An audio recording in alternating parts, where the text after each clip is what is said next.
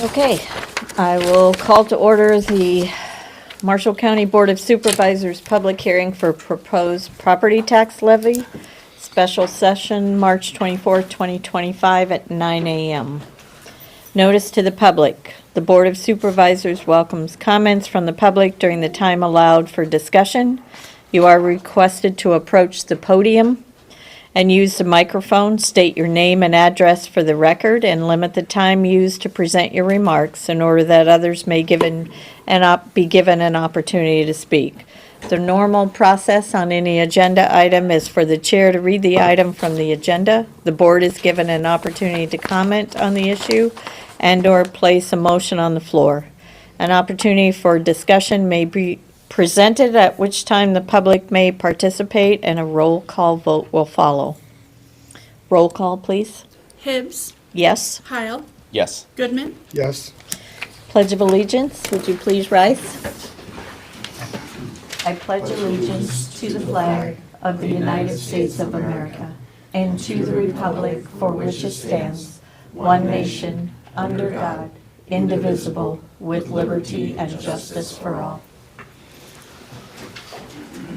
Leave up my only pen. Oh, yeah, sorry, yeah. Okay. I would entertain a motion to approve the agenda. Move that we approve the agenda. I'll second that. Roll call vote, please. Heil. Yes. Goodman. Yes. Hibbs. Yes. Item number 5, Marshall County proposed property tax levy public hearing. Proposed property tax levy fiscal year July 1st, 2025 through June 30th, 2026. At the public hearing, any resident or taxpayer may present objections to or arguments in favor of the proposed tax levy. I would entertain a motion to open the public hearing. I'll make a motion to open the public hearing for property tax levy fiscal year July 1, 2025 to June 30, 2026 at 9:02 a.m. I'll second that. Roll call vote, please. Heil. Yes. Goodman. Yes. Hibbs. Yes. Okay, the public hearing is open. Just as a precursor to this, to comments, you are welcome to come and comment and come to the podium. As I said, state your name. I'll just start things off by saying the work on the budget process was very detailed and a lot of meetings, and we had a lot of conversation with department heads about what the needs are for the county and how they prioritize their needs. We appreciate all the work that the department heads have done on this so far, and we had some significant challenges, as I know most people do when they're taking a look at what their personal finances are. So we'll talk a little bit about what some of those challenges are, but I'll just open it up to my colleagues here if they want to comment on anything right now. We have to do the written, and we have to do the comments that we skipped. Okay. Yeah, I didn't receive any. Did you all receive any? Written comments? Written comments? No. Okay.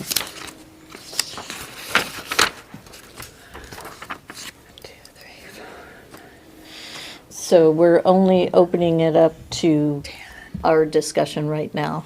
There wasn't a Not the agenda public item yet. to open the public hearing. So we haven't skipped anything yet. That wasn't on there. Okay? Go ahead. All right. with you So, guys. so looking at this budget that we have here, we're looking at a overall budget of $41.18 million, which is actually about a $500,000 decrease from last year, 1.1%. And our revenues are up about 3.2% overall in this budget. And so our growth that we saw of our valuations is 2.78%. We're in a current status of a 3% inflationary rate. And this proposal is Of that $41.18 million budget, $16.2 million of that is property tax dollars. This proposal is of that 16.2. That's an increase of 3.9% from last year. So what that does with our levy, last year our levy, we were able to decrease it based on the growth that we had. And so that lowered our levy tax rate. And this year, that levy actually is going up slightly. So what you'll see here is our general basic levy is going down 1%. Our rural basic is going down 1%. Our general supplemental is going up 5%. And that we see a lot is in our insurance, that we've basically our insurance costs have gone up here at the county. So our countywide is up 1.4%, and then our rural is up 0.5%. So that's the status of our levies, and how we got here is really our insurance costs are up $200,000. That's about a 26.4% increase. Health insurance is up as well. We just came off of there are no more federal ARPA funds, which we had used in some of our operations, more so in the sheriff's office, that we have the property taxes having to cover. We had a competitive union negotiation with the sheriff's office to have competitive wages for our law enforcement, which is important, and a 3% increase for staff across the county. So that's what went into pretty much the challenges for us to keep within the guidelines we're trying to keep within our growth. Ending fund balances are strong in here. We're in the 20% range for 21.3 for general basic, 20.2 for general supplemental, 29.6 for rural services. And with that, it's important to note, because of the challenges with the House File 718 across the state, many counties are struggling to do that. They're going as low as 15-16%. A lot of counties are. Their ending fund balances and raising taxes at a much higher clip than what we're able to keep within range here. So that would be probably the best overview I can give before we open this up for public comment, and we'll be happy to answer questions as we go along. I know this was the first year for Kevin to be involved in this, and so I don't know if there's anything you want to say about the process or what you learned in it. There's a lot of numbers and a lot of meetings, and yeah, I'm getting there. So, but yeah, it's fairly overwhelming when you get thrown into it like I did, like any new supervisor would, because the first thing you do is budgets, and it's a little different than creating some of the budgets I had back in my farming operation, but I got two good people here to learn from, so appreciative of that. Okay. Okay, we'll open it up for public comment now.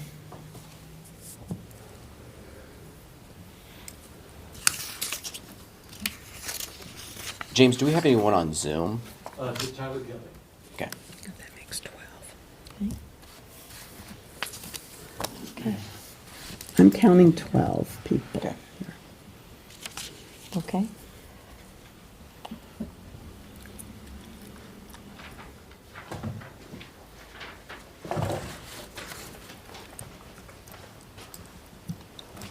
My name is Mike Hargrave, 2322 265th Street, Marshalltown.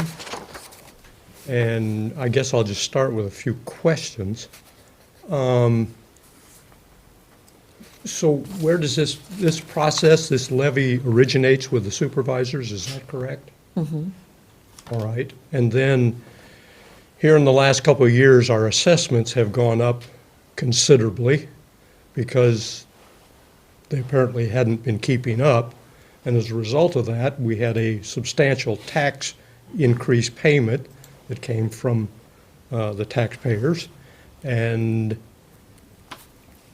can you tell me where that money, how was it used? I mean, did that cover it seems like we have a big increase in our taxes that we're paying, and then here's another one, another increase.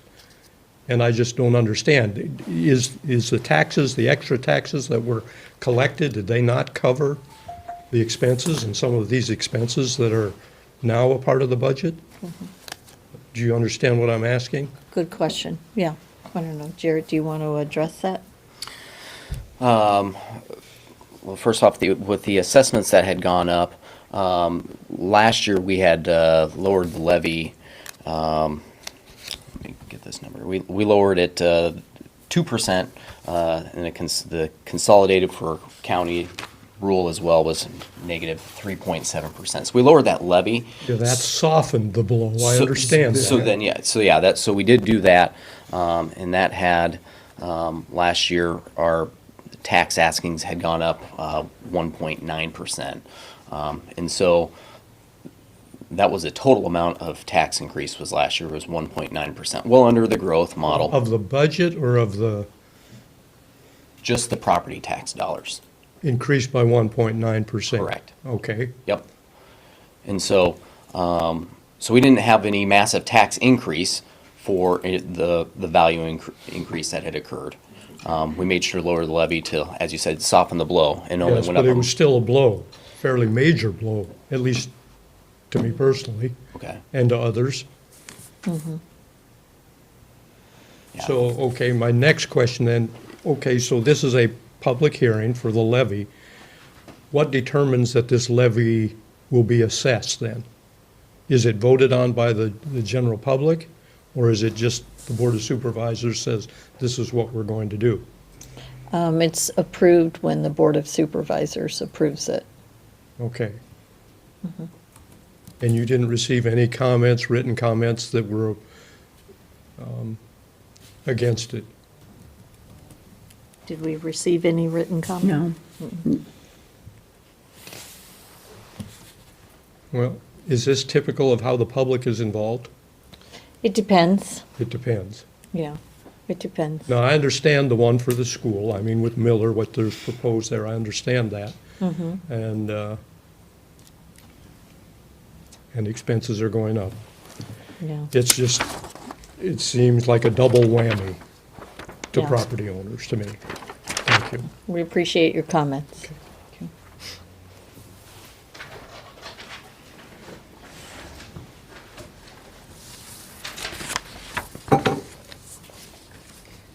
Yeah, thank you so very much for this opportunity. Yeah, my name is Lechi Menebatu, and then the property address is 205 North First Street. Yeah, I only just have one comment as a question. Yeah, it's about the increasing of the taxes. As the first that's come and said it, so is it any possible way so that, because I can see the tax as more increases, if they can lower the taxes? That is my comment and the question I would like to subject. Thank you so very much. So the question was, is there a way to lower taxes? Is that the question? Yes, because I can see, yeah, due to the year, there is a great change. So if there can be like a lot of the taxes, that's the question. Just make a lot of properties, they are lowering, they're facing challenges in this. That is my comment and my question. Thank you so very much. Right. So you have your letter there? Yes, Yeah. I do have it. Yeah, and Nan, do you want to explain that what's in the letter isn't the percentage? Well, the letter is the percentage that we're requesting. That is, we're Yes, requesting, yes, okay. yes. On the front side of the letter is the. Yeah. Yeah, is the front side of the letter percent is our percentage. Yeah. is the levy increase. On the back side of the letter, I think, is where it probably created the It most gets- confusion. yeah. It gets for all. very confusing. Yeah, Because the state legislature last year in that letter gave examples of no increase to the value of your property. This year, the legislature required to have a 10% increase in your levy for the example that's provided there, which then Yeah. gives you where it appears that we are raising taxes 14% on rural, or on residential, Yes. 15% on commercial. And that is not even remotely close to the truth of what's going on here. Now, part of it could be it's all political, that we know that the legislature wants to get their bill passed, and I'm in favor of them getting their bill passed. But and when we're looking at a consolidated 2.78% increase, it would have been, 2.78 growth increase, it would have been much more favorable for the legislature to require us to do what our growth amount is tied to that formula. And when you do that, we're at a 3.9%, not at a 14%. Now, of course, everyone's property is different because you may have had improvements on it. You may Yeah. have had an assessment increase on it for whatever reason. I know that this was an off year, so there weren't a ton of increases, assessments that went out. And also there is a rollback, which is a very small factor. I think it changed from 46 to 47 or vice versa, 46 to 47. And that doesn't make a whole lot of difference at all in this tax calculation for your property. But that example on the backside, I think, created a lot of confusion for people. Yeah, So- if you would like, we can kind of talk to you individually and go through that, and so Yeah, show we can, you, we can show, calculate your amount if you want to reach out. just a second, show you what your amount will be versus what's showing in the example. But just to answer your question, in the process that we work through, we are working really hard to try and keep it as low as possible to still cover the expenses and the services of the county. So it doesn't always mean that we can lower taxes, but we try and keep the increase as small as possible.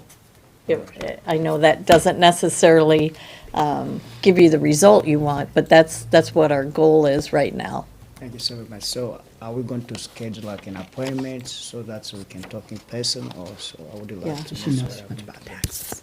Yeah. If you want to come talk about real estate taxes, you can, I'd Thank be you. happy to make an appointment. Yeah. Thank you for coming. Yes, I appreciate that. Can I, yeah, and I'll come talk to you right after to get your correct spelling of your name for the minutes. I thought the ID through we need, Okay, so that I can provide it. okay, thank you, thank you. Yeah. Because I did not get his name. Maybe Maria heard it. Yeah. Harold Lanning, 1994 Vine Avenue, Marshalltown. Couple of comments and then maybe a couple of questions, but I'm very frustrated with the attendance here today. I understand we spent $11,000 to send out this mailing that adds nothing but confusion and anger and everything else. That's a stupid gesture on the part of the leadership down at the State House. I know you didn't have anything to do with it, and I hope you voiced your objections to it, because you certainly should have, and so forth. But I think people don't show up because they are so frustrated, they figured, well, it doesn't do any good, nobody is gonna listen to them, and so forth, and I share those feelings somewhat too, but I'm still gonna come up here and voice my opinion, whether you like it or whether you don't, and so forth. But what I'm hearing is that you've basically got a budget already set out, and you've went through the different agencies and so forth and so on. And I guess my comment would be is, I think you've probably hopefully done a very thorough job of that and so forth, but my comment is this, is the way sometimes you spend your money, and I was here at the last supervisor meeting and voiced my objections to some of your spending, that you're spending for frivolous things and so forth. So let's spend them dollars on roads, bridges, and the essentials to keep county government working and so forth and so on. Now, another question I have is, there's a proposed hearing for the GMG school district, which I'm in. What are they going to decide? I mean, what input do they have? Do they have any input on how much tax revenue they're going to receive from the county, or what satisfaction are they going to have by having this hearing tonight? Can anybody answer that for me? Their meeting is separate from this. Their budget would have been extremely hard to do especially by March 5th, because there's so many unknowns for the school districts. There's been a lot of things, there's been some things that have been decided here in the last 2 or 3 weeks, but, there may be some additional information, but theirs is completely separate from what we do here at the county with all the department heads. So you may learn some additional information going this evening, as far as how the funding is going to work for the school districts. So I always feel like if you go to a public meeting like that, you do usually learn something, especially in school district cases, because there were many unknowns early in March for the school districts, and there has been some additional decisions, at least that I have read on the legislative side. Now, and I know on my tax roll that we get, that about 49% of my tax dollars goes to the school. Is that going to somewhat remain the same with the inefficiency of the state legislature to properly fund schools? Is that going to fall back onto the county taxpayers to make up?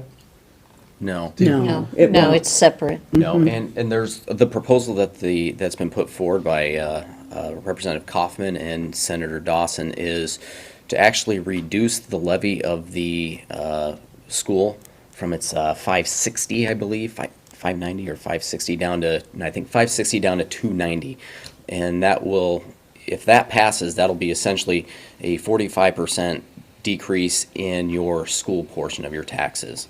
So that 49% of GMG should, if that passes, 45% of that 49% would decrease. Now, how it's going to work is then the state says they're going to backfill and work that. I should be careful using the word backfill because everyone worries that it doesn't actually get backfilled. But it's going to be, yeah, I know. with the school aid formula, it's a little bit different than the backfills for counties and cities when they did the property tax reform in the past. It's going to be looped into the school aid formula that the state's then required to pay that. So basically, it's a shift from property tax to basically your income or sales tax ends up paying for that portion of it. But it would be a reduction of property tax for that. There's also some constraints on tax and value that you can use from the county and city. So that's the proposal that's out there, just kind of Yeah. as we're looking ahead. And I don't remember if it's effective a- date is this coming July for this next tax year or the year after. They're still working out the details on that, so. And until things pass, it's just so unknown what,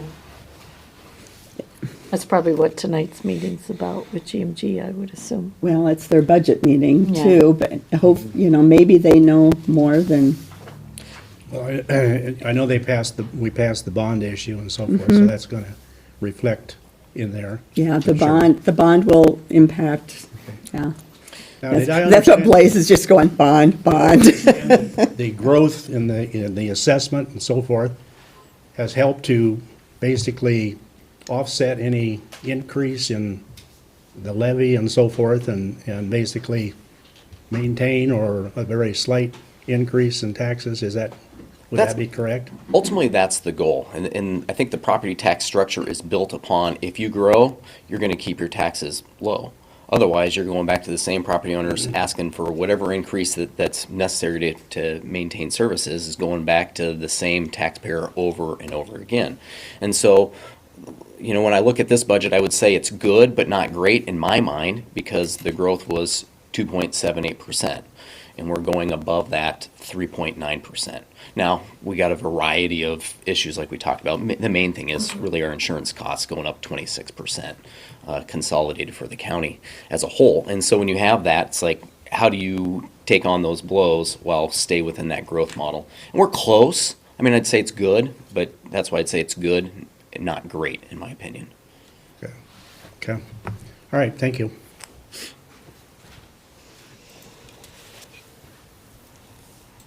Anyone else?